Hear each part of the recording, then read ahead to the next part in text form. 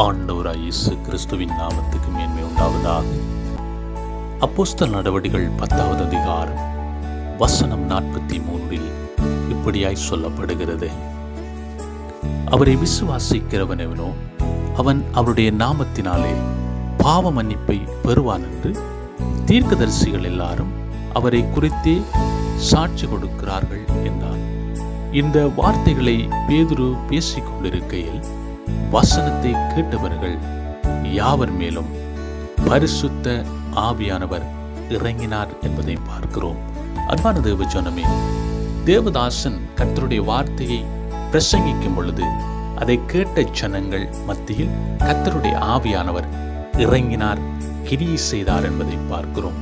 அப்படியானால் கர்த்தருடைய வார்த்தைகளை ஏற்றுக்கொண்டு கர்த்தருடைய வார்த்தையை தியானித்து கர்த்தருடைய வார்த்தைகளை பின்பற்றி வாழும் பொழுது கர்த்தருடைய ஆவியானவர் உங்களுடைய வாழ்க்கையிலும் அசைவாடுகிறவராயிருக்கிறார்.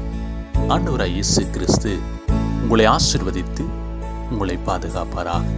God bless you.